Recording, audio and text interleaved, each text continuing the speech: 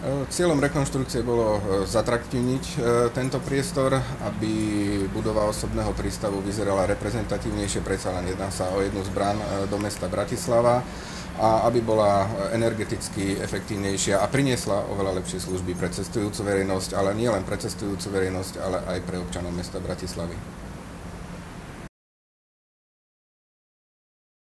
Rozhodli sme sa vypísať architektonickú súťaž, aby sme získali čo najviac návrhov, najviac pohľadov architektov, ktorí pochádzajú z Bratislavy, aby sme sa vedeli rozhodnúť správne, čo je pre nás efektívne a zároveň môže byť zaujímavé a prínosom pre Bratislavu, mesto ako takú.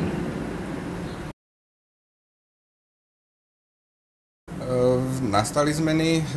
Pôvodný návrh bol len na rekonštrukciu budovy, ale po diskusiách s predstaviteľmi miestnej samosprávy a s odborníkmi na základe požiadaviek hlavnej architektky hlavného mesta Slovenskej republiky sme sa rozhodli tiež do rekonštrukcie budovy zahrnúť aj vybudovanie nového pavilónu, ktorý by mal slúžiť ako pavilón pre vstup do mesta Viedeň a rovnako zrekonštruovať aj osobný prístav tak, aby bol vhodnejší pre širokú verejnosť, aby mal už tvar promenády. Malo by to byť nejaké informačné centrum. Súčasťou rekonštrukcie budovy bude aj malý hotel, kde vlastne cestujúca verejnosť sa môže priamo ubytovať a na streche budovy by mala byť reštaurácia s pekným výhľadom na Bratislavu.